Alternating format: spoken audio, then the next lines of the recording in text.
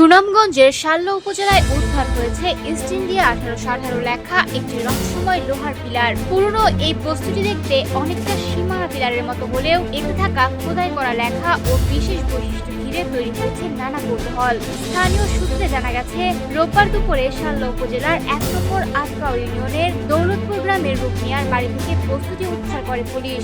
ঘটনার সূত্রপাত শনিবার রাতে। স্থানীয় কয়েকজন যুবক দৌলতপুর গ্রামে মাদক বিরোধী অভিযান চালানোর সময় রূপমিয়ার বাড়িতে তল্লাশি করছিলেন। এই সময় তারা ঘরের ভিতরে ম্যাগনেট জাতীয় ভারী একটি লোহার বস্তু দেখতে পান। বস্তুটি দেখে সন্দেহ হলে তারা সেটি উদ্ধার করে নিজেদের হেফাজতে রাখেন। পরে দেখা যায় লোহার ওই পিলারের এক পাশে রয়েছে দুটি তার এবং এর গায়ে ইংরেজিতে খোদাই করা আছে ইস্ট ইন্ডিয়া 1818। এই লেখা দেখে স্থানীয়দের মধ্যে শুরু হয় নানা আলোচনা। অনেকেই ধারণা করছেন এটি ব্রিটিশ আমলের কোনো পুরনো নিদর্শন হতে পারে, তবে এর প্রকৃত ইতিহাস বা ব্যবহার সম্পর্কে এখনো নিশ্চিত কোনো তথ্য পাওয়া যায়নি। রোববার সকালে স্থানীয়রা বিষয়টি শাল্লা থানা পুলিশকে জানালে এসআই ইমাম আরিফিনের নেতৃত্বে পুলিশের একটি দল ঘটনাস্থলে গিয়ে বস্তুটি উদ্ধার করে থানায় নিয়ে আসে।